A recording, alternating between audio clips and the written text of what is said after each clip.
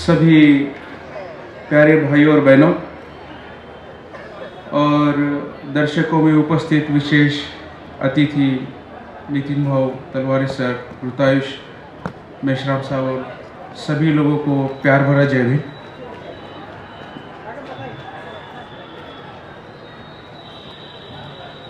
आज रत्नावली का यह जो मालिका का जो विषय था,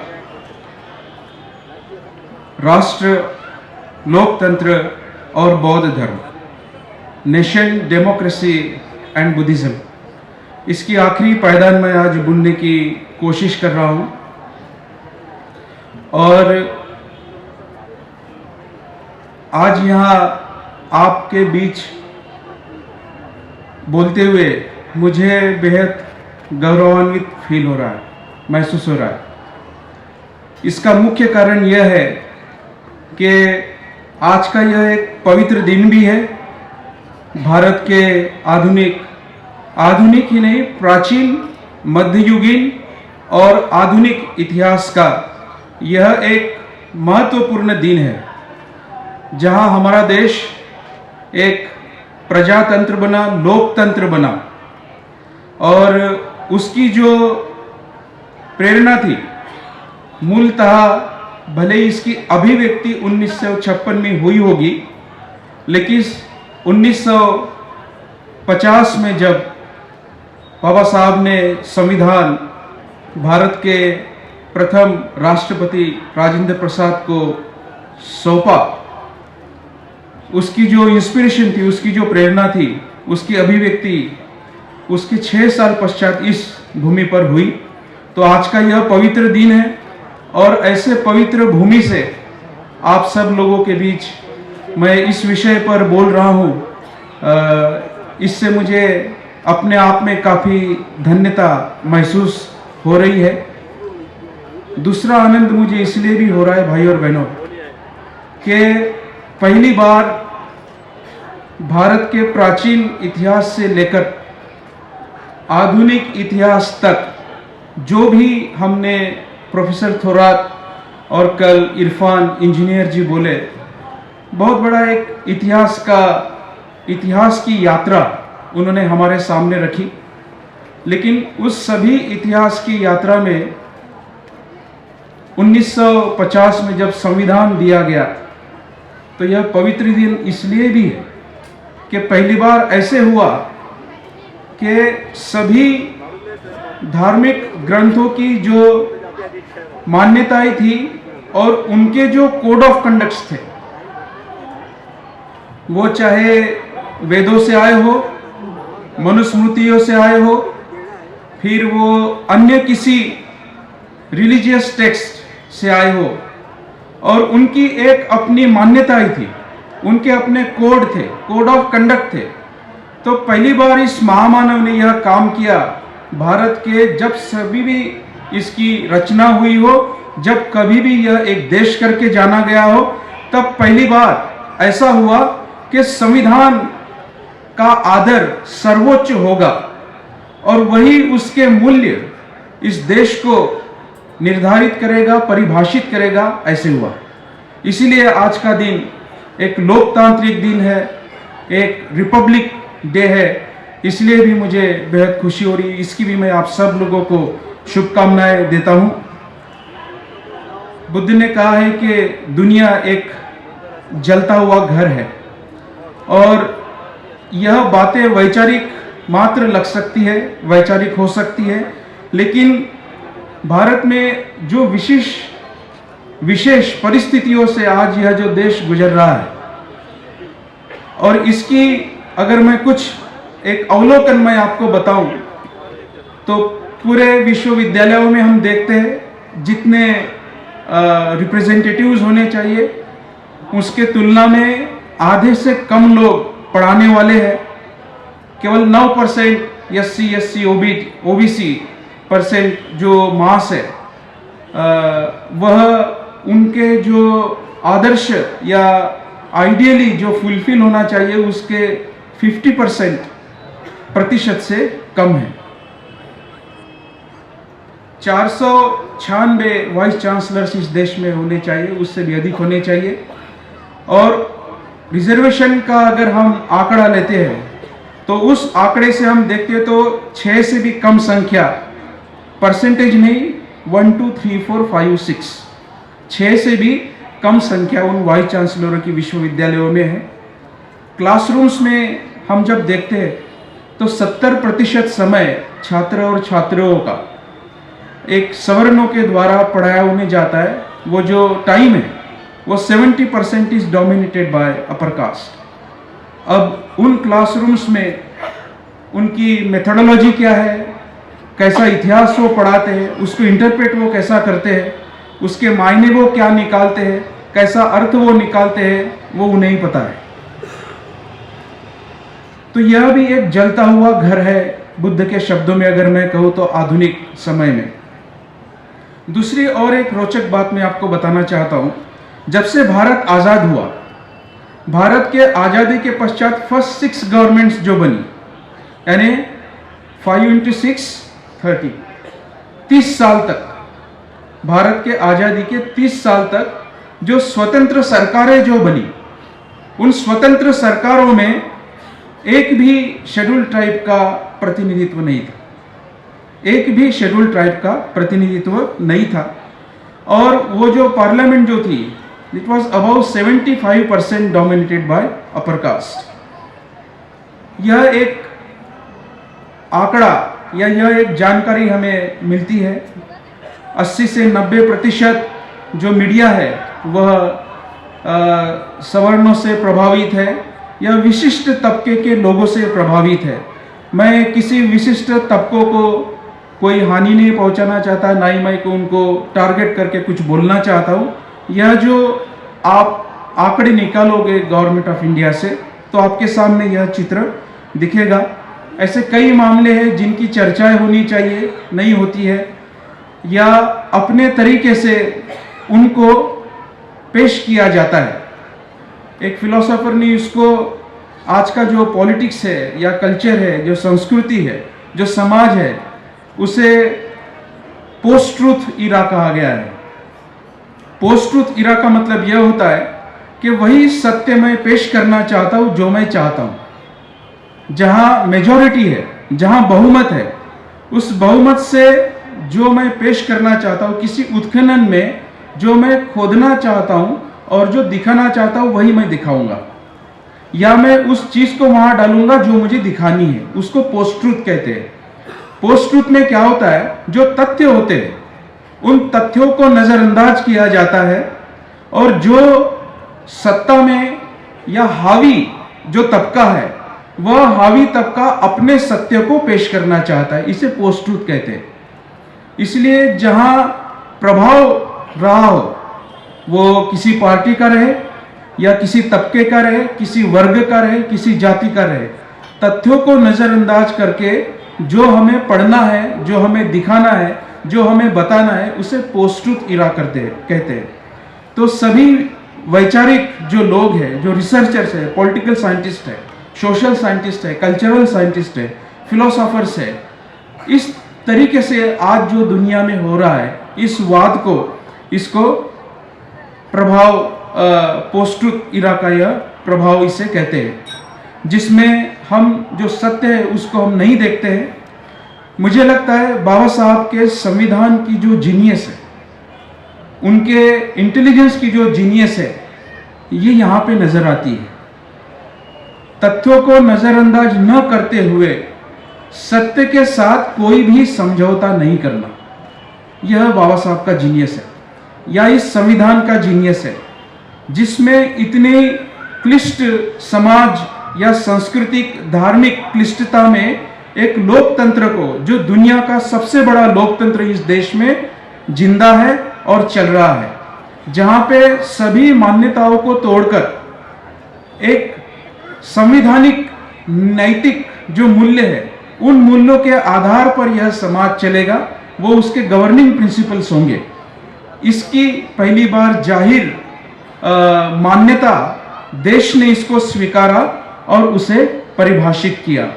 तो इस भारत का यह सौभाग्य है कि आज का दिन भारत के प्राचीन, मध्ययुगीन और आधुनिक इतिहास के क्या कह सकते हैं, एक कंक्लूजनरी, एक पूरा अवलोकन करते हुए एक व्यक्ति ने इसे साबित किया, इसे यशस्वी या इसके कामयाबी के मुकाम पर इस देश को पहुंचाया।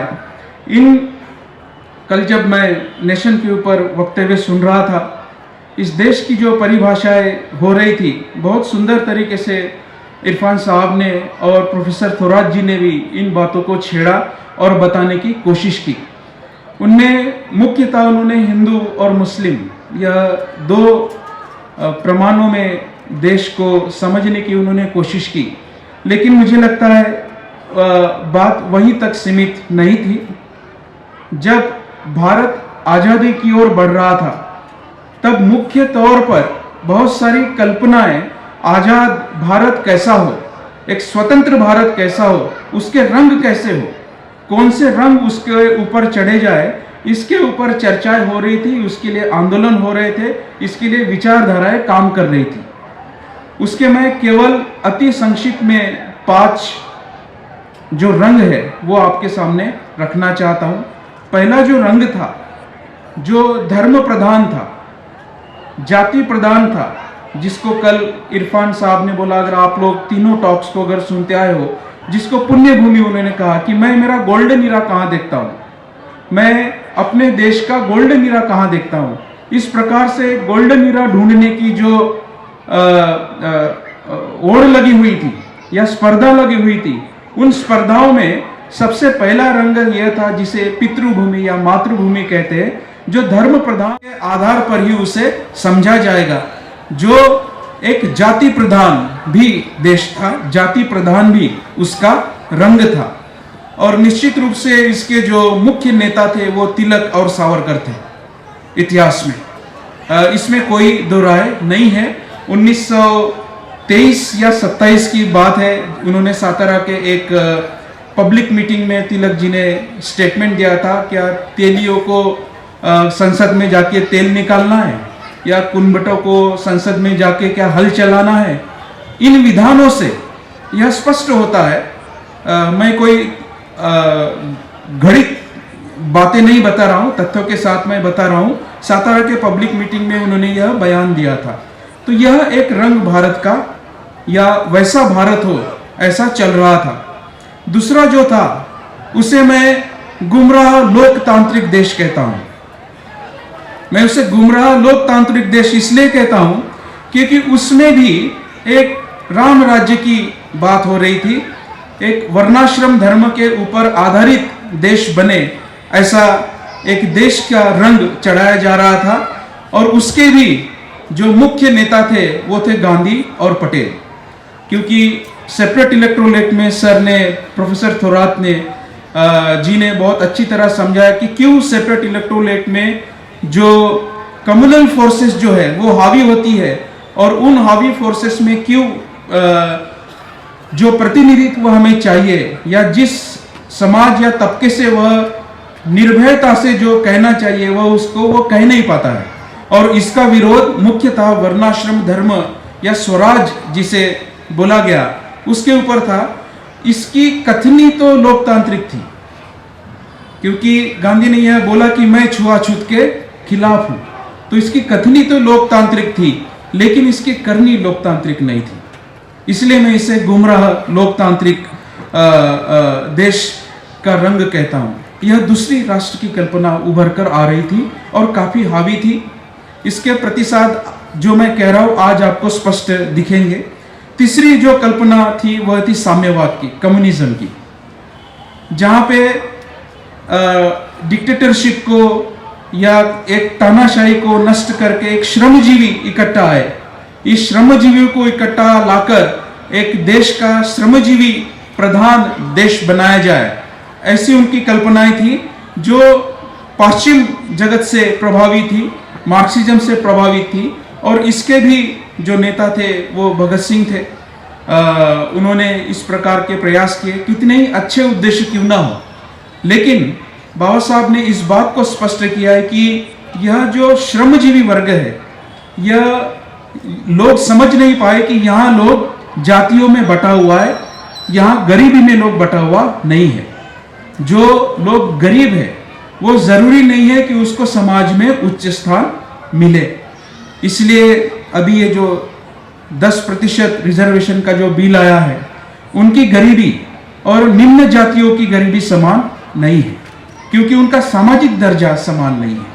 उनके जो इकोनॉमिक रिसोर्सेस है, जो आर्थिक रिसोर्सेस है, वो समान नहीं है।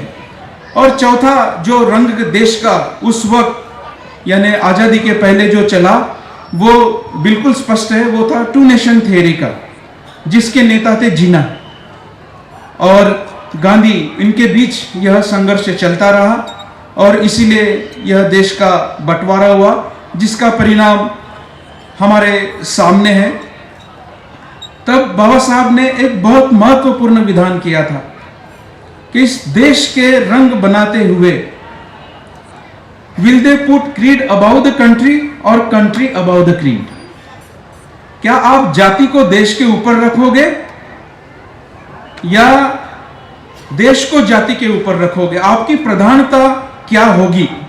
इसलिए 21 मार्च 1940 का टाइम्स ऑफ इंडिया में बाबा साहब का एक स्टेटमेंट छपता है, 21 मार्च 1940। तब बाबा साहब ने कहा, it will be entirely long to focus a entire attention on mayor political freedom. केवल आप बाउंड्रीज को फ्री करने के लिए अगर उसको स्वतंत्रता अगर आप कहते हो, तो वह आपका नजरअंदाज वैसा नजरिया रखना यह गलत होगा। दिस विल बी सुसाइडल, बोला बाबा साहब ने। यह आत्मघाती होगा। यह आत्मघाती इसलिए होगा क्योंकि अगर आप सामाजिक, आर्थिक और सांस्कृतिक ऊंच नीचता को अगर नजरअंदाज करोगे तो आपको राजनीतिक स्वतंत्रता तो मिलेगी, लेकिन जो आंतरिक स्वतंत्रता है, जहां लोग स्वतंत्र होने चाहिए, शायद हम उसे नजरअंदाज करके हम कहीं उसे भूल ना जाए। यह एक बहुत बड़ा आगाज बाबा साहब ने 1940 में दिया था और यह बात स्पष्ट थी, क्योंकि बाबा साहब ने उस विधान में यह स्पष्ट किया था, I differentiate between the freedom of the country and freedom of the people. एक कहने के लिए स्वतंत्र देश तो होगा, लेकिन क्या फिर उस देश में रहने वाले लोग स्वतंत्र होंगे? क्या उनके लिए उनके आर्थिक, जातीय जो तनाव है, जो सांप्रदायिक तनाव है, क्या उन तनावों से देश स्वतंत्र होगा क्या?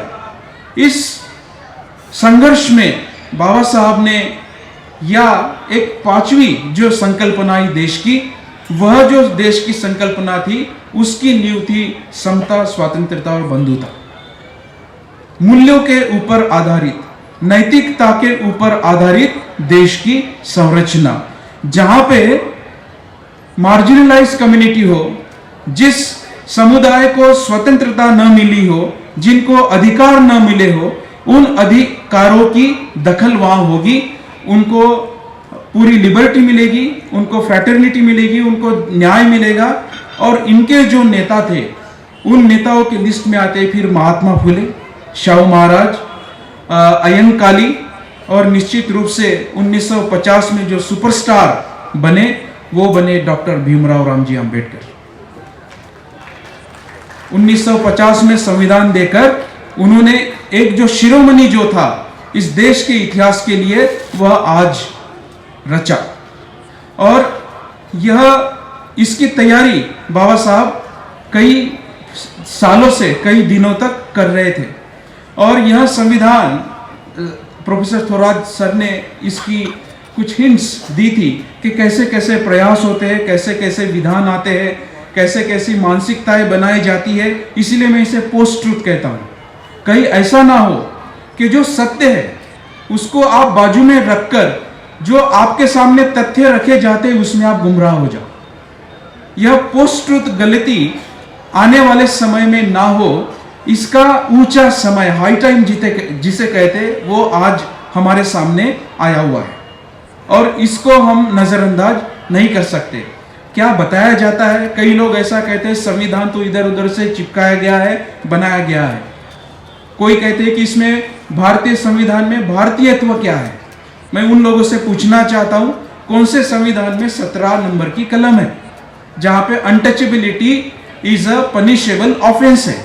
तो कौन से देश में ऐसी अनटचेबिलिटी थी, वो लोग मुझे आके इसका जवाब दें। जहां पे जाति और जन्म के नाम पर एक मानव से भी निचला व्यवहार जिन लोगों के साथ किया हो, एक प्रोविजन उसको बनानी पड़ी, एक संवैधानिक व्यवस्था उसकी बनानी पड़ी। तो यह कैसा पैचवर्क होता है, इसलिए इसे कहते हैं पोस्ट ट्रुथ। सत्य को न जानना, अपने छुआछूत को न समझना, देश के सामाजिक सांस्कृतिक हालतों को न समझना, उसके धार्मिक संप्रदाय को न समझना, उनके सांप्रदायिक वाद को न समझना, लेकिन जो कहा गया है, जो प्रोपोगेट किया गया है, उसको सत्य मानना, यहां पे सत्य नजरअंदाज होता है। मुझे लगता है जब बुद्ध ने इस संघर्ष की बात की, वहां से जब बाबा साहब ने कोई प्रेरणा उठाई, तो इन दोनों व्यक्तियों ने इस सत्य के साथ समझौता नहीं किया। इस सत्य के लिए उन्होंने पद का त्याग जरूर किया, लेकिन सत्य के साथ उन्होंने जरा भी समझौता नहीं किया। तो जो लोग इस प्रकार से विधान करते हैं, व्याख्यान करते हैं, दूसरे एक बहुत ही उम्दा नेता आधुनिक बाबा साहब के पश्चात आए नेल्सन मंडेला। नेल्सन मंडेला का एक विधान मैं आपके सामने पढ़ना चाहता हूं। वो क्या कहते हैं?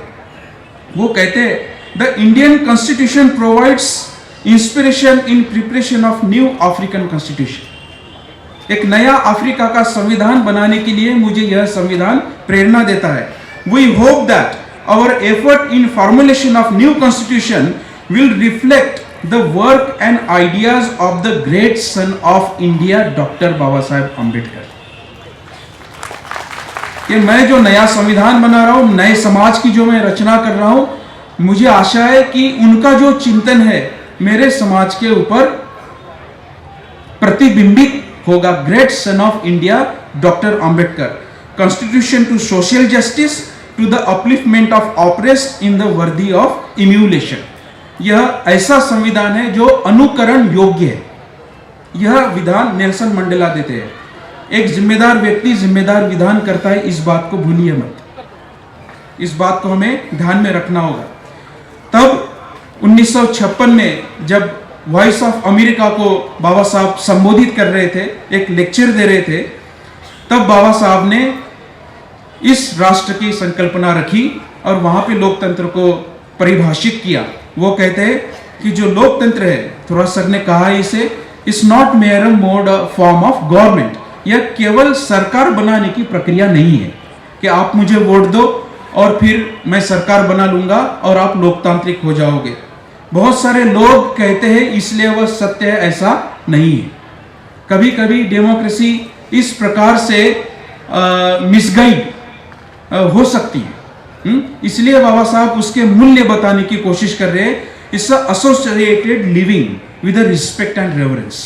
साथ में रहने का यह एक मानसिकता है जहां पे सभी संप्रदायों के लोग, किसी भी तबके से आए हुए लोग, किसी भी जाति से आए हुए लोग, किसी भी धर्म से आए हुए लोग, किसी भी देश से आए हुए लोग, जो रिफ्यूजीज या तिब्बतन जो यहाँ पे है या और कोई भी रिफ्यूजीज होंगे, वो मात्र संविधान की पुण्याई के वजह से यहाँ पर है।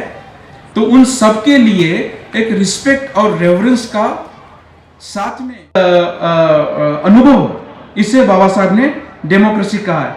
इसलिए डेमोक्रेसी की जो रूट्स है वो सोशल रिलेशनशिप में बाबा साहब देखते हैं। ऐसा किसी भी राजनीतिज्ञ ने दुनिया में नहीं कहा। आज तक के इतिहास में किसी भी पॉलिटिकल साइंटिस्ट ने डेमोक्रेसी के रूट सोसाइटी में, और मैं आगे बताऊंगा कहां कहां उन्होंने ढूंढे। यह बाबा साहब पहले सोशल और पॉलिटिकल साइंटिस्ट थे जहां वो बताते हैं कि आपकी डेमोक्रेसी की जो जड़ है आपके सोशल रिलेशनशिप में है। लेकिन सोशल रिलेशनशिप फिर कैसी, इसको समझना होगा। सोशल रिलेशनशिप की नींव क्या है, और वह एसोसिएटेड या कम्युनिकेटेड एक्सपीरियंस है क्या, इसके बाबा साहब 4 लक्षण बताते हैं, जिसको मैं केवल नाम लूंगा, समय के अभाव में मैं उसके डिटेल में जाऊंगा नहीं। तब बाबा साहब ने कहा quality of unity which is praise of वर्दी। एकता की गुणवत्ता होनी चाहिए। इसलिए केवल लोग इकट्ठा आना, माब में आना, जमा होना पर्याप्त नहीं है, उसकी गुणवत्ता चाहिए। जैसे इकबाल एक बहुत बड़े शायर हुए, कवि हुए। उन्होंने कहा, जमहूरियत वह मिल्कियत है जहां लोगों को मापा नहीं तौला जाता है। मापना मतलब गिनना और तौलना मतलब उनका मूल्य करना। तो डेमोक्रेसी उस चीज का नाम है, जमहूरियत मतलब डेमोक्रेसी उस चीज का नाम है जहां एक एक व्यक्ति का तौलना हो, उसका वैल्यू हो, उसका रिस्पेक्ट हो। इसको कहते हैं क्वालिटी ऑफ यूनिटी। यह बाबा साहब ने उसका पहला गुण बताया। दूसरा गुण बाबा साहब बताते हैं डिजायर फॉर वेलफेयर, दूसरों के कल्याणकारी भाव, दूसरों के प्रति कल्याणकारिता का भाव। यह बाबा साहब दूसरा गुण बताते हैं। तीसरा गुण बताते हैं लॉयल्टी टू पब्लिक एंड। जो पब्लिक फंड है, जो पब्लिक का पैसा है, वो पब्लिक के लिए लॉयल होना चाहिए। अब मेरे पास इतना समय नहीं है, यहाँ मुझसे अनुभवी राजनीतिक लोग बैठे हैं, वो जानते हैं भली बात कि किस प्रकार से जो खजाने का जो पैसा है वो डाइवर्ट होता है, जिस कल्याण में लगना चाहिए उस कल्याण में जाता नहीं है, जिसके लिए प्रावधान होते हैं उस प्रावधान के लिए वो इस्तेमाल नहीं होता है। इसे बाबा साहब ने कहा है लॉयल्टी टू पब्लिक फंड, यानी पब्लिक का वहां कल्याण होना चाहिए। और चौथी बात उन्होंने कही mutual sympathy and cooperation. Mutual sympathy की बात यह है, इंपॉर्टेंट इसलिए मैंने पहले बात कहा सोशल रिलेशनशिप, इससे संबंधित म्यूचुअल सिंपैथी है। यह म्यूचुअल सिंपैथी इंपॉर्टेंट इसलिए क्योंकि अगर दलित के लड़की के ऊपर रेप होता है या किसी दलित लड़के को पीटा जाता है तो वो मेरे समाज से थोड़ी है, वो उनका मामला है। किसी मुस्लिम के ऊपर अन्याय होता है तो वो मेरे धर्म से थोड़ी है, उनके धर्म का मामला है। इनफैक्ट कभी किसी ब्राह्मण के ऊपर भी अन्याय होता है या किसी गरीब ब्राह्मण के ऊपर अन्याय होता है, वो तो ब्राह्मण जाति से, उससे मेरा क्या संबंध है। ऐसी मानसिकताएं नहीं होनी चाहिए। इसलिए बाबा साहब क्या कहते हैं, म्यूचुअल सिंपैथी होनी चाहिए। एक सिटीजन का, एक नागरिक का दूसरे नागरिक के लिए आदरता का व्यवहार, वो किसी भी समाज से हो, किसी भी तबके से हो, यह होना महत्वपूर्ण है, तभी वो सच्चा लोकतंत्र होगा। यह चौथी गुणवत्ता बाबा साहब ने बताई है। लेकिन फिर बाबा साहब सवाल पूछते हैं, क्या ऐसा है? क्या ऐसे होता है? क्या यह हमारे लोकतांत्रिक अनुभव है? हम लोकतंत्र तो है, लेकिन क्या हमारे लोकतांत्रिक अनुभव है? क्या मुझे जाति के आधार पर निचला दिखाया जाता है? क्या मेरा 1 रुपया यहाँ के जो पूंजीवादी लोग हैं उनके 1 रुपये से बराबर है? क्या मेरी वही आदर या मेरा वही सम्मान समाज में है क्या, जो एक अमीर का हो, पढ़े लिखे का हो, जो एक गरीब का हो, या निचले जाति के लोगों का हो, या एक स्त्री का हो? तो क्या वर्ण के आधार पर उनका सम्मान है, जाति के आधार पर उनका सम्मान है, या फिर एक लोकतांत्रिक देश जब हम कहते हैं तो उस लोकतांत्रिक देश के नागरिक का वो सम्मान है? क्या ये मेरे अनुभव में आता है? क्या ऐसा मेरे अनुभव में आता नहीं है। तब बाबा साहब ने दूसरा विधान किया था, और यह विधान फिर मैं दोहराता हूं, शायद ही किसी ने लोकतंत्र को या देश को, अनुभवों को ऐसा सोचा हो। यह गांधी, रानडे और जीना लेख में बाबा साहब ने कहा है, वॉल्यूम 1 में आप इसे देख सकते हो। It's a beautiful thing what Baba Sahab has said. Democracy is a attitude of mind. Democracy is a attitude of mind. Baba साहब ने मन के नजरिए को वहां उल्लेख किया है कि वो मात्र मेरे तबके में या ये दीक्षा भूमि पे आए हुए विशिष्ट समाज के लोग हैं उसी के लिए मैं बोल रहा हूं, ऐसा नहीं है। जहां कहीं भी मेरी आवाज पहुंच रही हो, सोशल मीडिया पे हो या किसी चैनलों पे हो, उस सब नागरिकों के लिए, भारत के ही नहीं मैं कहूंगा विश्व के नागरिक के लिए यह संदेश बाबा साहब दे रहे हैं कि इट्स एटीट्यूड ऑफ माइंड। यह आपके मन के लोकतंत्र की एक समानता की, बंधुता की एक मानसिकता है, जिस मानसिकता में मैं लोकतंत्र को अनुभव करता हूं, जहां पे समाज एक कच्चे पक्के बंधनों से मुक्त हो, रिजिड सोशल बैरियर्स, जहां पे पक्के सामाजिक बंधन ना हो, जहां पे एक, बाबा साहब ने दूसरा शब्द प्रयोग किया है, सोशल इंडोस्मोसिस, यहाँ समाज का अभिसरण होना चाहिए। एक जाति का दूसरे जाति के साथ अभिसरण होना चाहिए, एक धर्म का दूसरे धर्म के साथ अभिसरण होना चाहिए, मिलाप होना चाहिए। यह मिलाप होने के लिए वो बैरियर्स ना हो, इसलिए उन्होंने एटीट्यूड ऑफ माइंड कहा। और अगर यह नहीं रहा तो फिर एक क्लिवेज का मतलब दुफड़ी ज्याला आपण म्हणतो मराठीत, दरी ज्याला आपण म्हणतो हिंदी में उसे दरार आप कह सकते हो। अगर ऐसा नहीं हुआ तो फिर प्रिविलेज और अंडर प्रिविलेज में दरार रहेगी। जो विशेषाधिकारी है उनको पूरे अधिकार, और जो विशेषाधिकार जिनको नहीं है उनका धिक्कार, ऐसी परिस्थिति आएगी। यह बाबा साहब ने बताया था। इसलिए अगर किसी भी समाज को स्वतंत्र करना है, मुक्त करना है, तो इस प्रकार की इनइक्वालिटी, इस प्रकार की दरार जितने जल्दी कम हो उतना अच्छा है। यह बाबा साहब ने आगाज किया था। इसलिए जब इनफैक्ट आज के दिन जब उन्होंने संविधान किया, उन्होंने फेमसली कहा है, we are entering into era of contradiction. हम एक विरोधाभास के युग में जा रहे हैं। क्या आप लोग अपने क्रीड को, जाति को ऊपर रखोगे या देश को ऊपर रखोगे? इस प्रकार से बाबा साहब ने कहा है कि मैं प्रथम भारतीय हूं और अंततः भारतीय हूं। सच्ची देशभक्ति यहां बाबा साहब की दिखती है। एक प्रामाणिक देशभक्ति बाबा साहब की यहां दिखती है। और जब तक यह इनइक्वालिटी, यह असमानता नष्ट नहीं होती, तब तक लोकतंत्र, समाज, संस्कृति और धर्म सक्सेसफुल नहीं हो सकता। वो फेल्यूर ही रहेगा और इसीलिए तनाव रहेंगे। इसका सबसे पहला उदाहरण हमें बुद्ध के जीवन में प्रत्यक्ष रूप से मिलता है। जब बुद्ध ने संबोधि प्राप्ति की, उसके 5वें सप्ताह में बुद्ध एक अजपाल बोधि वृक्ष के नीचे बैठे थे। और अजपाल बोधि वृक्ष के नीचे बैठे थे तो वहां एक हुहुंक जाति नामक ब्राह्मण आया था। और उस ब्राह्मण ने बुद्ध को पूछा कि तुम्हें अधिकार किसने दिया बुद्धत्व प्राप्त करने का? व्हाट मेक्स अ ब्राह्मण? यह सवाल था। उनका नाम हुहुंक जाति नहीं था। किसी भी सवाल को अगर पूछा जाए तो उसका जो जवाब था वह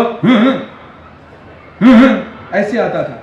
तो यह जाति, इस प्रकार की जाति, जैसा सांप चलता है एक जाति हो गई, पंछी उड़ते एक जाति हो गई, वैसे जवाब देने की एक जाति होती है। रिस डेविस इसे कास्ट एरोगेंस करके बताते हैं। तो इस जाति के वो थे, इसका मतलब वह ब्राह्मण थे। और उन्होंने कहा कि व्हाट मेक्स अ ब्राह्मण? अगर मैं आपको सवाल पूछूं तो क्या ब्राह्मण बनाती है चीज? कोई धागा पहन के ब्राह्मण बन जाता है, या कोई ब्राह्मण नाम दे देने से ब्राह्मण बन जाता है? यहां जाति विशेष नहीं है, यहां कौन उच्च है यह प्रश्न है। यहां मैं जाति को हाईलाइट नहीं कर रहा हूं, कौन श्रेष्ठ है इसकी यह परिभाषा है। कौन उच्च है, सर्वश्रेष्ठ है, इसकी यह परिभाषा है। वह बुद्ध को सवाल किया गया। तब बुद्ध ने कहा, जो जवाब दिया, मुझे लगता है पहला लोकतांत्रिक विधान इस देश में बुद्ध ने दिया, जहां पे उन्होंने समाज की पुनर्रचना की, एक संस्कृति की पुनर्रचना की, एक लोकतंत्र की पुनर्रचना की। और यह पहला उदाहरण मैं बताऊंगा। दूसरा उदाहरण मैं आने वाले समय में संक्षिप्त में ही बताऊंगा। न जच्चा वसलो होती न जच्चा होती बामनो, कमुना वसलो होती कमुना होती बामनो। कोई भी जन्म से श्रेष्ठ नहीं होता है, ना ही कोई जन्म से निकृष्ट होता है। यह आपके कर्म ही आपको श्रेष्ठ बनाते हैं, आपके कर्म ही आपको योग्य बनाते हैं या निचला बनाते हैं। जन्म से नहीं, कर्म से कोई श्रेष्ठ होता है। बिल्कुल यही बात बाबा साहब ने 56 में जब बुद्ध एंड कार्ल मार्क्स कही, वहां पे उन्होंने वर्थ एंड बर्थ को हाईलाइट किया। Your worth must be a centre of your major, not your birth. That's what Baba Sahab said in Buddha and Karl Marx. इसका अर्थ क्या हुआ? जो भूली हुई बात थी, उस भूली हुई बात को बाबा साहब ने फिर से याद दिलाया लोकतंत्र को परिभाषित करने के लिए। इसलिए वह प्रेरणा उनके अपने गुरु तथागत बुद्ध से बाबा साहब ने कि यहाँ पे जो एटीट्यूड ऑफ माइंड जो है, इस एटीट्यूड ऑफ माइंड को बाबा साहब परिभाषित करते हैं उस गांधी रनडियन जिना को इस आलेख में इसका दाखला देते हुए बाबा साहब लोकतंत्र को एटीट्यूड ऑफ माइंड बताते हैं। अगर ऐसा नहीं हुआ, अगर यह समानता का अनुभव नहीं हुआ तो क्या होगा? You can not construct a nation, you can not construct a democracy. इसलिए एनिहिलेशन ऑफ कास्ट में बाबा साहब ने बोला जाति के आधार पर ना आप देश बना सकते हो ना लोकतंत्र बना सकते हो, जाति के आधार पर आप पैशन है उनको कहने का उस आलेख में कि इस आधार पर मैं कोई भी संरचना नहीं कर सकता हूं, किसी की मुक्ति मैं नहीं कर सकता हूं, क्योंकि यह हमेशा ही उच्च नीचता के ऊपर आधारित रहेगा। यह बात बाबा साहब ने बोली, तभी राष्ट्रीय यानी राष्ट्रीयता हो सकती है, लेकिन राष्ट्रीयवाद आप में आए यह जरूरी नहीं है। आपकी नेशनलिटी हो सकती है, आप भारतीय हो सकते हो, लेकिन मैं भारतीय हूं यह जब मैं विधान करता हूं तब इस विधान के बैकग्राउंड में यह नहीं होना चाहिए कि मैं ब्राह्मण हूं, मैं वैश्य हूं, मैं क्षत्रिय हूं, मैं मुसलमान हूं, मैं शूद्र हूं। इस आइडेंटिटी में अगर आपकी नागरिकता अगर डिवाइड होगी तो उसको भारतीयत्व होने का जो अभिमान होगा, जो प्राउड होगा, वह नहीं होगा। इसलिए पहले 4 लक्षण मैंने जोर देकर बताए हैं। इन जोर देकर बाबा साहब ने इसलिए बताया है क्योंकि मेरा भारतीय होना एक उतना ही सम्मानजनक होना चाहिए, उतना ही मुक्तजनक होना चाहिए, उतना ही आदरजनक होना चाहिए। अगर यह नहीं होगा तो जब पहली मुलाकात में बाबा साहब ने इस बात को बहुत ही भावनिक तरीके से और गंभीरता से रखा कि आई हैव नो होमलैंड, यहाँ पे मेरा जो बर्ताव किया जाता है वो कुत्ते बिल्ली से भी बदतर किया जाता है, मेरी कोई मातृभूमि नहीं है। I am part apart, that's what Baba Sahab said, I am part apart, I am part but I am apart. मैं इसका हिस्सा तो हूं लेकिन मैं हिस्सा बन नहीं पा रहा हूं, क्योंकि इस देश में यह सामाजिक संबंध की जो नींव थी वह जाति मूलक थी। यह बात बताते हुए कल 2 दाखले हमने सुने जो इरफान साहब ने भी बताए। बेनेडिक्ट एंडरसन ने उसे इमेजिन कम्युनिटी कहा और हॉब्सबॉर्न ने उसे कंस्ट्रक्टेड कम्युनिटी कहा, लेकिन मुझे लगता है ये 2 दाखिलों से आगे बाबा साहब कैसे जाते हैं, मैं यह बात बताने की कोशिश कर रहा हूं। दुनिया में ये चर्चाएं हो रही है, शायद हम लोग इससे आगाह ना हो, इससे परिचित ना हो। बाबा साहब ने कहा an experience of democracy is not new to Indian civilisation. यह 17वें वॉल्यूम में बाबा साहब ने कहा है, उनकी सृजकता देखिए। An experience of democracy is not new to India, लोकतंत्र का अनुभव नया नहीं है। और अगर इस दाखिले को आगे बढ़ाते हुए 25 नवंबर 1949 को, 25 नवंबर 1949 को बाबा साहब कहते हैं, अगर आप लोग यह रिफ्ट, यह दरार जल्दी नहीं निकालोगे तो जो लोकतांत्रिक अनुभव था, जो भारतीय सभ्यता का अपना अनुभव था, वह शायद हम भूल जाएंगे और हम इस भ्रम में रहेंगे कि हम लोकतांत्रिक है। यह बताते हुए वह कहते हैं कि I mean of opinion that we are a nation. ऐसा अगर हम मानते, हम एक राष्ट्र है ऐसा हम मानते, तो शायद हम उस भ्रम को सेलिब्रेट कर रहे हैं, उस भ्रमोत्सव में है, उस भ्रम का उत्सव कर रहे हैं।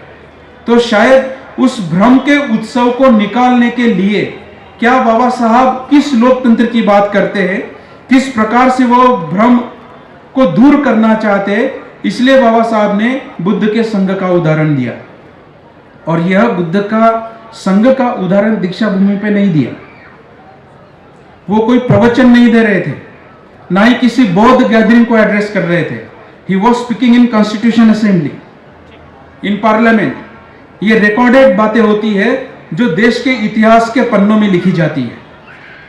उस इतिहास के पन्नों से बाबा साहब की आवाज आ रही है।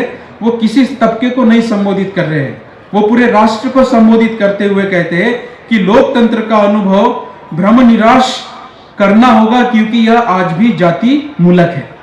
वह बुद्ध के संघ में नहीं थी।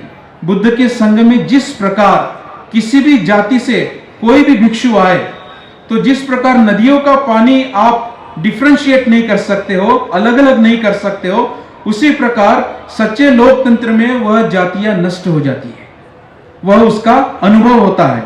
यह दूसरा दाखिला बाबा साहब देते हैं और कहते हैं कि जितना जल्दी हो सके इस रिफ्ट को हमने निकालना चाहिए, खत्म करना चाहिए। इसलिए बाबा साहब के शब्दों में मात्र इमेजिन कम्युनिटी एंडरसन की पर्याप्त नहीं है, ना ही हॉब्स की कंस्ट्रक्टेड कम्युनिटी पर्याप्त है। यहां मैं तीसरा शब्द प्रयोग करूंगा, कल्टीवेटेड कम्युनिटी। कल्टीवेटेड कम्युनिटी जिस समाज को बनाना होता है। इसलिए बाबा साहब कहते हैं राष्ट्र अपने आप में निर्माण नहीं होता है, उसको बनाना पड़ता है। Nation has to be created, it has to be cultivated.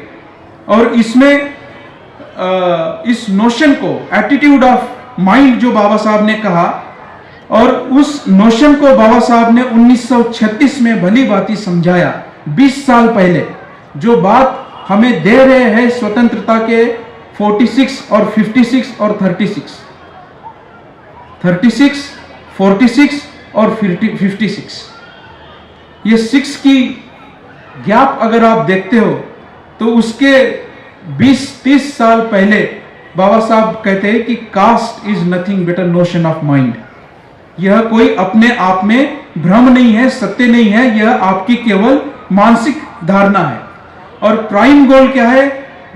व्यक्ति का जो प्रथम जो कर्तव्य है, that is the cultivation of mind, यानी मन का जो संबंध है, जो बुद्ध ने बताया है किस प्रकार आधुनिक परिस्थितियों में, क्लिष्ट परिस्थितियों में बाबा साहब हर पायदान पर इसे स्पष्ट करते जाते हैं।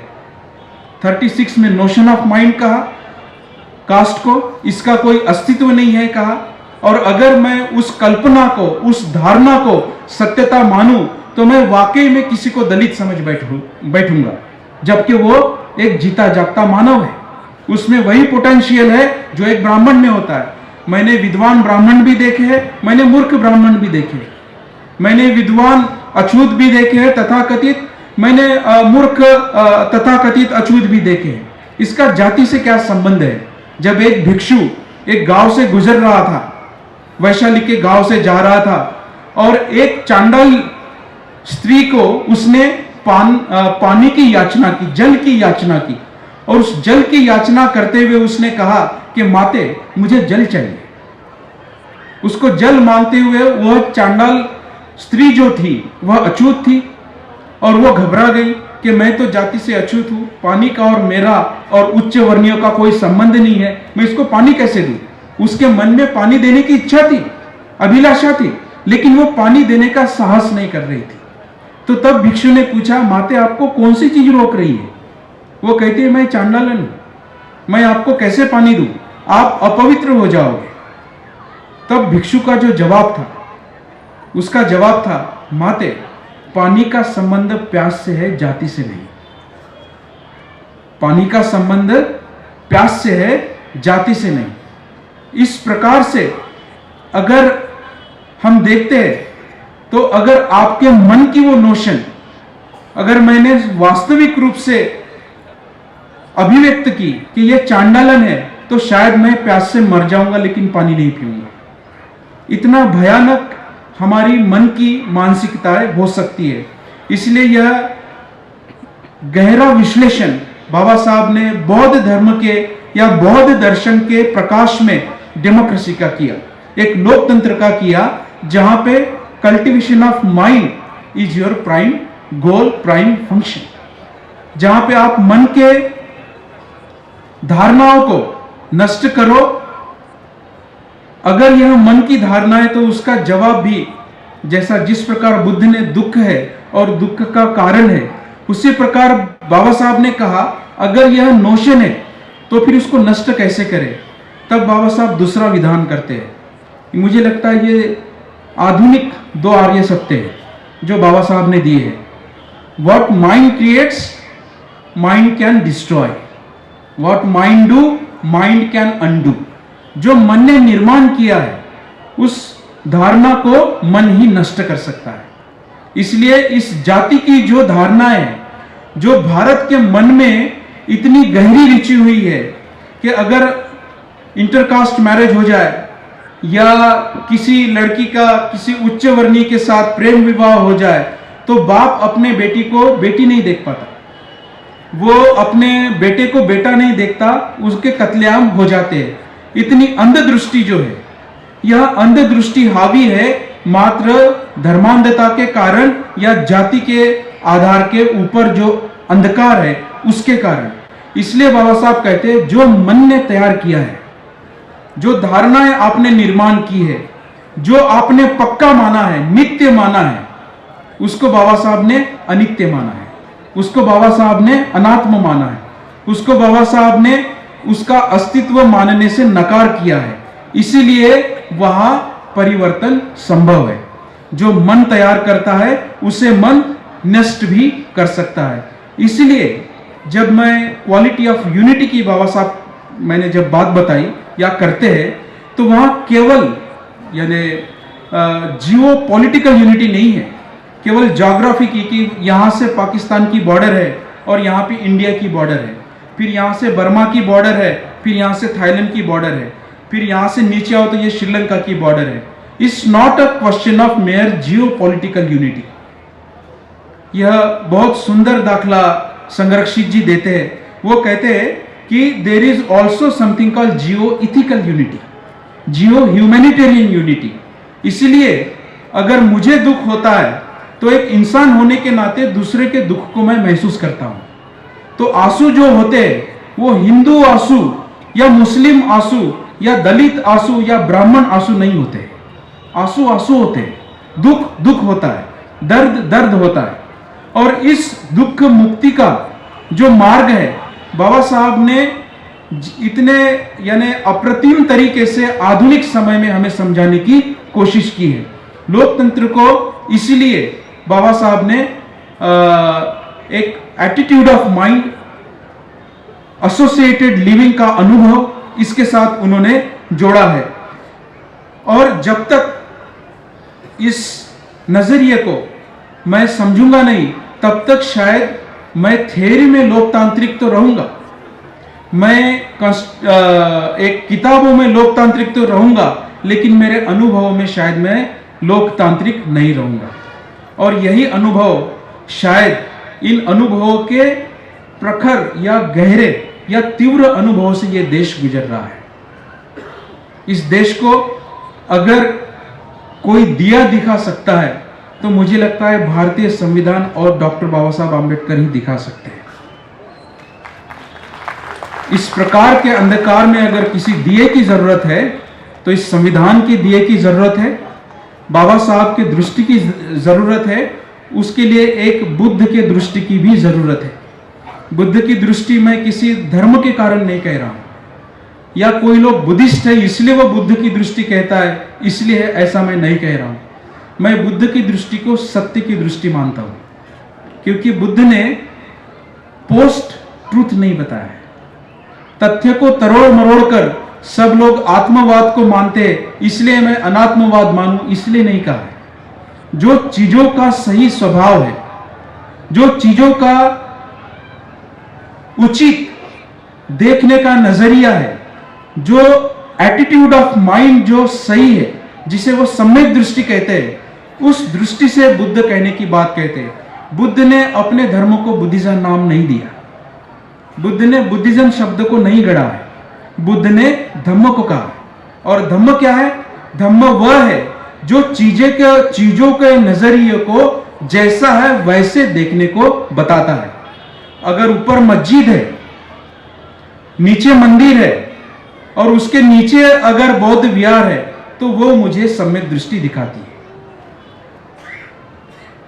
सम्यक दृष्टि मुझे नजरअंदाज नहीं करती, गुमराह नहीं करती। और यह पहला मानव है जिसने इस प्रकार के सम्यक दृष्टि को खोजा, इसलिए उस दृष्टि को अंधकार से उजाले की ओर जाने वाली दृष्टि मैं कहता हूं। इसलिए मैं बुद्ध की दृष्टि कह रहा हूं। मैं इसलिए नहीं कह रहा हूं कि मैं बौद्ध हूं या नहीं हूं। जो बौद्ध है उसको भी इसे समझना होगा, जो बौद्ध नहीं है उसे भी सत्यता को देखना पड़ेगा, उसको भी ट्रुथ को देखना पड़ेगा कि सत्य क्या है। मैं केवल जाति है और आपने बता दिया है और ब्रह्मा के मुख से ब्राह्मण आ गया है, यहां से वैश्य आ गया है, यहां से शूद्र आ गया है, इन तथ्यों को आपने कई सालों तक बताया है, इसलिए मैं उसको सत्य मान लूं, ऐसा नहीं होगा और ऐसा होना भी नहीं चाहिए।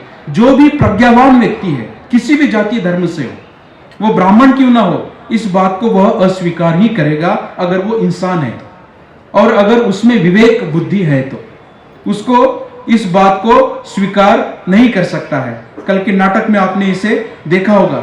इसलिए इसकी नींव जो है, बाबा साहब ने लोकतंत्र की जो नींव है, जो देश की जो नींव है, उसे संविधान के ऊपर आधारित रखी। मैं संविधान के ऊपर वक्तव्य नहीं कर रहा हूं, लेकिन संविधान का एक विशेष फ्रेज जो बाबा साहब ने इस दुनिया को इजाद किया है या दिया है, इस दुनिया को, भारत को ही नहीं, अमेरिकन कॉन्स्टिट्यूशन हो, ब्रिटिश कॉन्स्टिट्यूशन हो, वो हंगरी का कॉन्स्टिट्यूशन हो, अफ्रीका का कॉन्स्टिट्यूशन हो या भारत का कॉन्स्टिट्यूशन हो, इसके लिए बाबा साहब एक बात को समझाने की कोशिश कर रहे हैं। उस मोरालिटी को बाबा साहब कहते हैं संवैधानिक नैतिकता, कॉन्स्टिट्यूशनल मोरालिटी। ये नैतिकता है। नैतिकता को बाबा साहब दो आयामों में देखते हैं, उसे यूनिवर्सल और सैक्रेड वह मानते हैं। यूनिवर्सल मतलब वैश्विक और सैक्रेड मतलब पवित्र। यूनिवर्सल क्या होता है? जो सबके लिए लागू हो, वो किसी भी धर्म, जाति, रंग, लिंग या प्रदेश से आए, उस सबके लिए वह लागू हो, इसे यूनिवर्सल कहते हैं। सैक्रेड क्या होता है? पवित्र क्या होता है?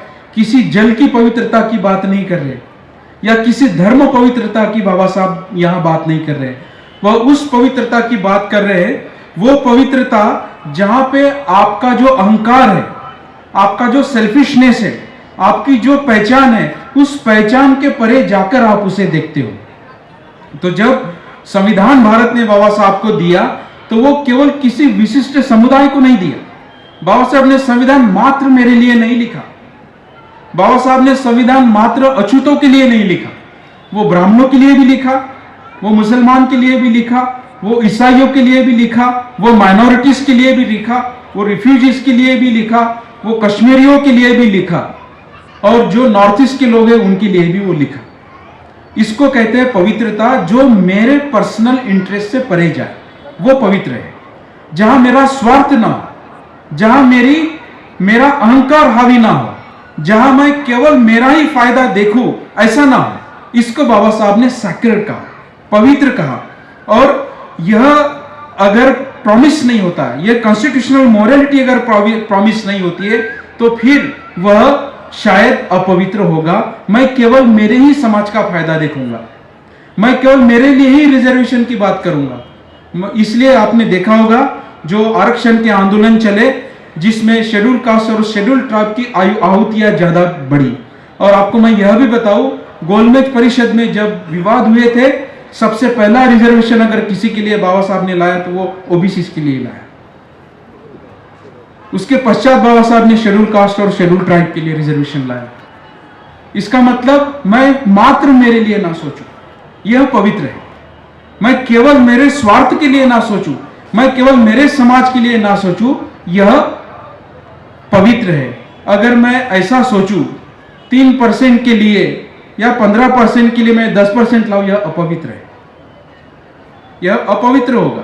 क्योंकि मैं वैसे ही जो लोग पिछड़े हुए हैं, उनको अभी तक खाना भी नहीं मिला है, तो जिनके पेट बहुत ज्यादा भरे हैं, उनको आप और ज्यादा धन कैसा मिले, इसके आप प्राविधान कर रहे हैं, यह अपवित्र होगा। तो जो बचा हुआ परसेंटेज है वो भी 100% हो जाए, लेकिन 100% में से 70% जो भूखा है उसको वो कुछ ना मिले, यह अपवित्र होगा। एक इंसान होने के नाते मुझे इस पवित्रता को समझना होगा। इसलिए बाबा साहब ने इसे कॉन्स्टिट्यूशनल मोरालिटी कहा है, जो यूनिवर्सल है, जो सबके लिए लागू हो, जिसमें सबको खाना मिले, सबको प्रतिनिधित्व मिले, सबके अधिकारों की बातें हो, सबके वेलफेयर की बातें हो, कल्याण की बातें हो और सबको उचित मौके मिले, यह बात है। इसे बाबा साहब कॉन्स्टिट्यूशनल मोरालिटी कहते हैं। और अगर यह मोरालिटी संवैधानिक तौर से चलाई जाती है, इसका एक सुंदर संदर्भ हमें मिलता है त्रिपिटक में, जो चक्रवर्ती या चक्रवर्ती सूक्त में हमें मिलता है। बुद्ध ने राजा की परिभाषा की, बुद्ध ने जो शील समझा है उस शीलों के आधार पर अगर वो राजा चलता है, यह चक्रवर्ती सूक्त में बोला गया है, उस शीलों के, उस नैतिकता के आधार पर, जिसके सबके आधार पर, अगर वो सबके कल्याण के आधार पर वो चलता है, उसे चक्रवर्ती राजा कहते हैं। वह उसको चक्रवर्ती राजा कहते हैं। जो बौद्ध हो, अबौद्ध हो, माइनॉरिटीज हो, उच्च वर्णीय हो, निचले जाति के हो, उन सबके कल्याण की बातें की जाए। मुझे लगता है भारत के शिरोमणि पे, भारत के फ्लैग पे जो अशोक चक्र है, वह उसका द्योतक है, वह उसका प्रतिनिधित्व करता है। अगर राजा उन शीलों का आचरण नहीं करता है, या लोकतंत्र में जो सत्ताधारी पक्ष है उन शीलों का आचरण नहीं करता है, तो ऐसी धारणाएं थी प्राचीन भारत में, उसके पैलेस के ऊपर वो चक्र रखा जाता था अगर उस शीलों का वो आचरण करता है तो। अगर वह आचरण नहीं करता है तो वो चक्र हटाया जाता था। तो शायद बाबा साहब ने तिरंगे के झंडे पर जो चक्र लहराया है, वह चक्र 24 घंटे सबका कल्याण हो, जो अशोक ने किया है इतिहास में, उसकी याद दिलाता है। उसकी याद दिलाने के लिए उस चक्र को बाबा साहब ने तिरंगे पर रखा है कि सभी तबकों के लिए सम्राट अशोक ने काम किया। वो बौद्ध बाद में बने, लेकिन बौद्ध होने के पश्चात वो अहिंसक भी बने, उन्होंने युद्ध भी त्याग दिए। आजीविका, जैन, बौद्ध, ब्राह्मण, शूद्र, वैश्य, स्त्रियां, यहां तक के जानवरों के लिए भी उन्होंने अस्पताल खोले। यह गोल्डन इरा, यह जो पुण्य भूमि है, इस पुण्य भूमि की तलाश, जहां पे हर एक नागरिक को स्वतंत्रता मिले, जहां पे हर एक नागरिक उस लोकतंत्र का अनुभव करे, इसकी बात बाबा साहब कर रहे थे। इसीलिए जब फ्लैग बिल पास हुआ, उसके ऊपर पहले चरखा था। उस चरखे में गांधी ने वर्णाश्रम धर्म की बात की और जाति धर्म को उन्होंने बढ़ावा दिया, जाति धर्म को उन्होंने माना। मैं अछूत हूं जन्म से, मैंने यह मान लिया है। अगर भंगी अपना काम प्रामाणिकता से करता है तो अगले जन्म में उसको प्रमोशन मिल जाएगा, वो वैश्य बन जाएगा। फिर अगले जन्म में वैश्य अच्छा काम करता है तो अगले जन्म में उसको प्रमोशन मिल जाएगा, तो वो क्षत्रिय बन जाएगा। यह वर्णाश्रम धर्म की भाषा थी। 3 फरवरी 1925 का यंग इंडिया आप उठाकर देख लीजिए।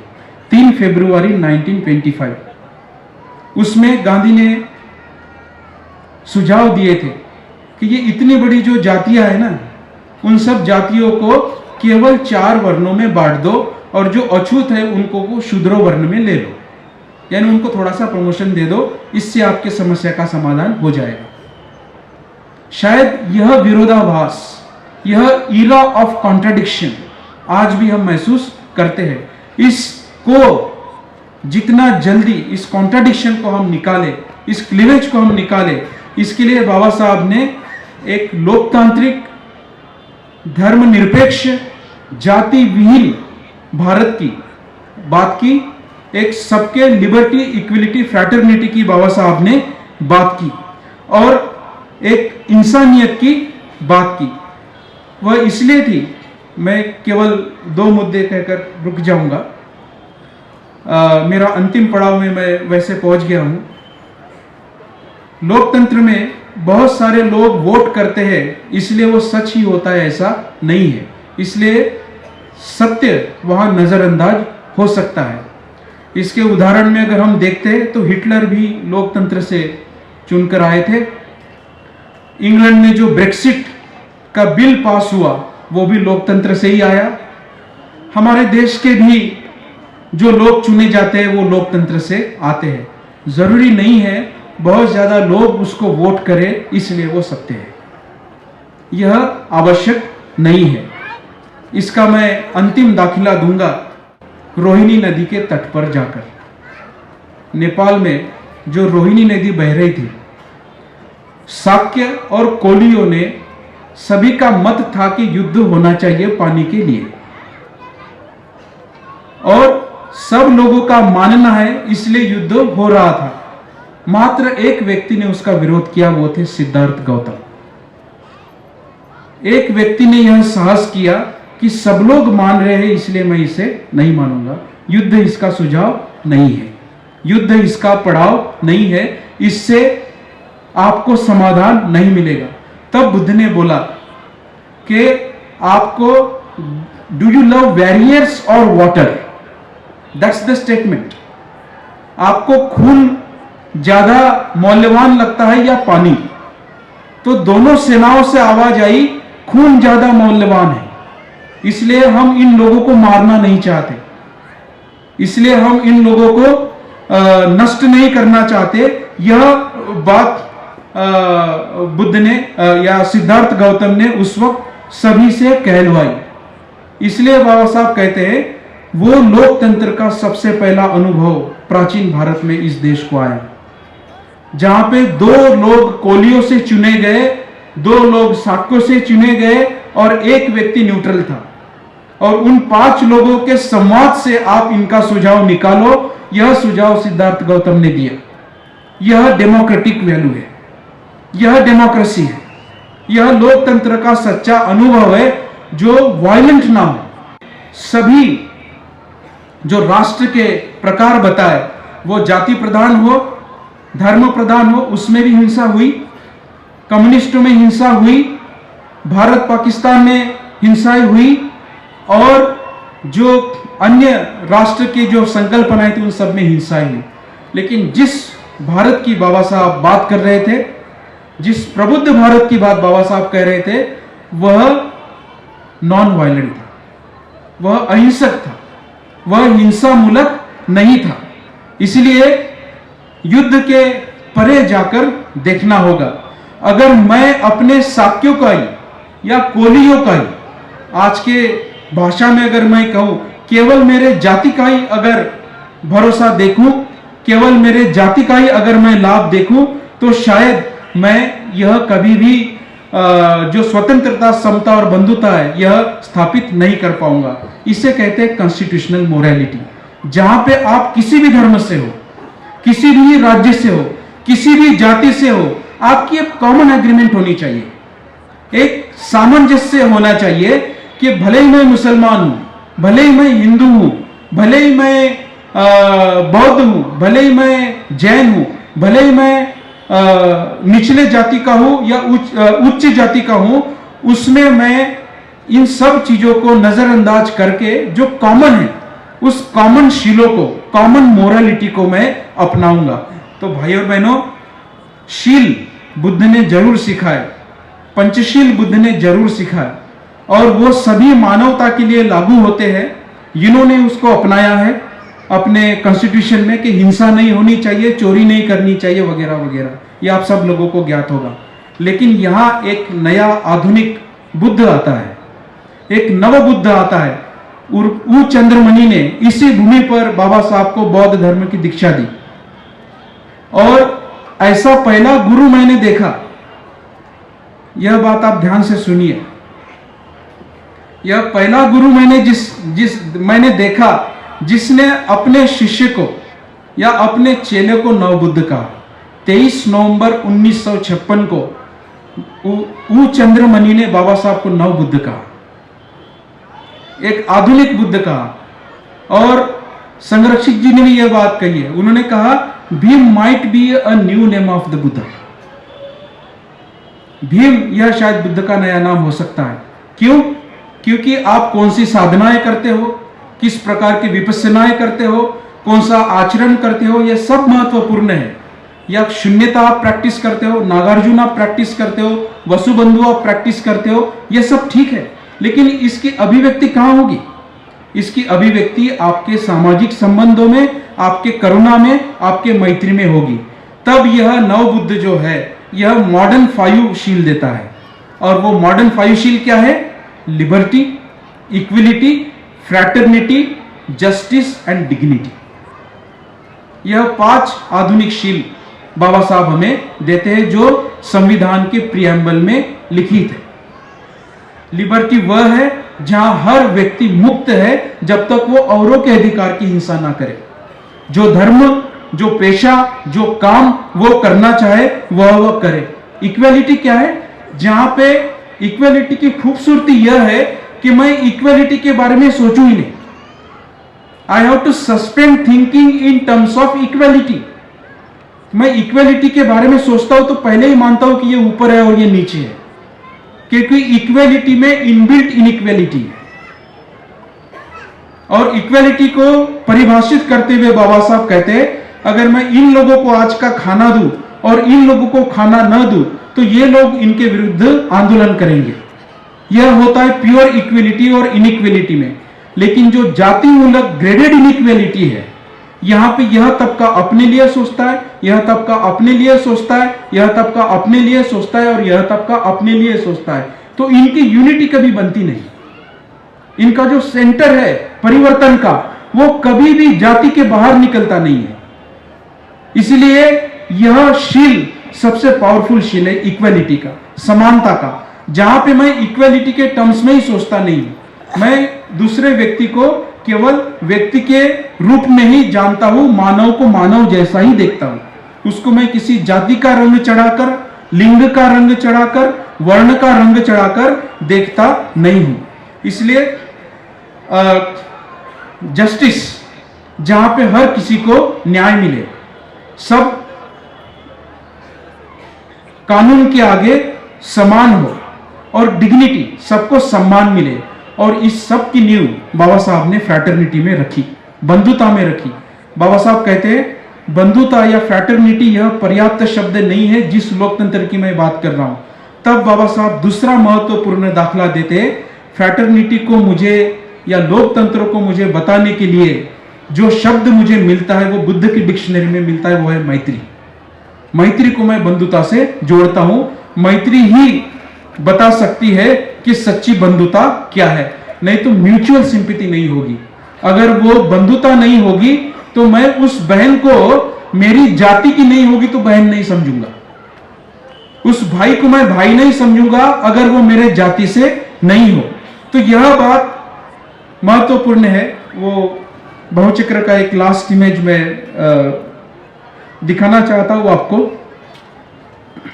जो रोहिणी नदी के, यह एक पारंपरिक शिक्षा बौद्ध परंपरा से आती है। अगर मैं शीलों का आचरण नहीं करता हूं तो जिस प्रकार आप केंद्र में देख रहे हो वहां सुअर है, मुर्गा है और सांप है। यह लोभ मोह द्वेष का प्रतीक है और हर किसी ने एक दूसरे की पूंछ पकड़ी है। और इस लोभ मोह द्वेष में वो जाति मूलक हो, वर्ण मूलक हो या स्व मूलक हो, मैं अमीर होना चाहता हूं या मेरा वर्ग अमीर होना चाहता है, अगर मैं इस फंदे में पड़ूं तो कभी भी मैं इस तीन जो विष है, ये तीन जो जहर है, इन जहर से मैं मुक्त नहीं हो पाऊंगा। अगर इससे मुझे मुक्त होना है तो मुझे इस जहर के बाहर जाना होगा। तो रोहिणी नदी के तट पर बुद्ध ने युद्ध को क्यों नकारा या क्यों नकार पाए? Because he could see beyond the war. युद्ध के परे वो देख पाते थे, युद्ध के परे वो देख पाए, इसलिए उन्होंने युद्ध को नकारा। वैसी ही बात जाति मूलक देश पर भी थी। बाबा साहब क्यों जाति विहीन समाज की बात करते हैं? जाति विहीन समाज की बात बाबा साहब इसलिए करते हैं क्योंकि वो जाति के परे देख पाते हैं। वो इम्पर्सनल हो सकते हैं, वो अवैयक्तिक हो सकते हैं, वो निस्वार्थ हो सकते हैं, वो पवित्र हो सकते हैं, वो वैश्विक हो सकते हैं, वो शीलवान हो सकते हैं। इसलिए वो अपने स्वार्थ से परे जा सकते हैं।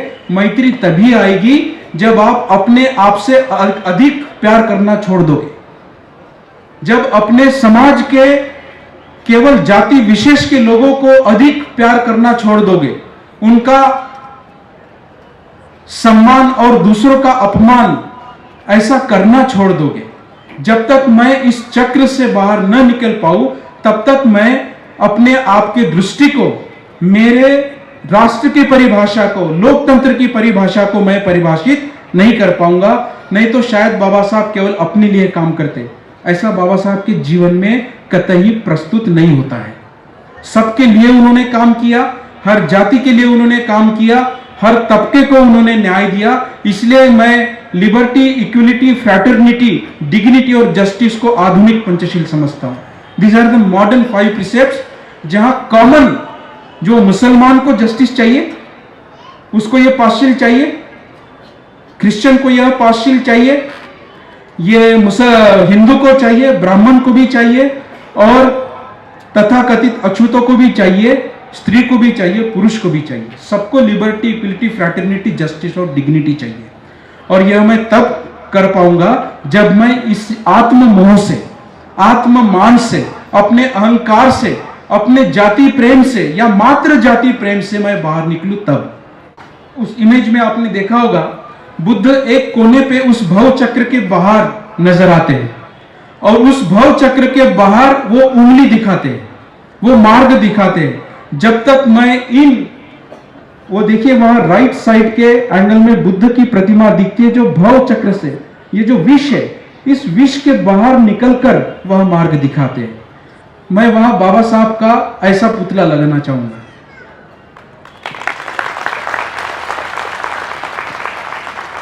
वो आधुनिक पंचशील है, जो व्यक्ति जाति की मानसिकता से मुक्त है, जाति का आंदोलन करते हुए, जाति को नष्ट करते हुए बाबा साहब स्वयं जाति विहीन बन गए।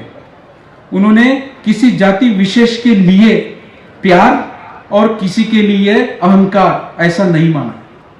भले ही उनके ऊपर कितने भी अन्याय क्यों ना हो, भले ही उनको कितने ही तकलीफों में गुजरना क्यों ना पड़े, भले ही उनको कितने भी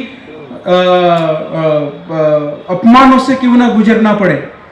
जब मैं थोड़ा सर को सुन रहा था और सेपरेट इलेक्टोरल एक्ट की जो उन्होंने विश्लेषण किया, मुझे लगता है अगर मैं एमबीबीएस के एंट्रेंस एग्जाम में फेल हो जाऊं या फिर मैं आईएएस के एग्जाम में फेल हो जाऊं, मैं किसी इंटरव्यू में फेल हो जाऊं, तो मुझे कितना बुरा लगता है। जब समूचे मानव उत्थान के प्रोजेक्ट में, जब समूचे मानव उत्थान के प्रयास में जब कोई आदमी फेल हो जाता है, उसका दुख वैयक्तिक नहीं हो सकता, वो अवैयक्तिक दुख है।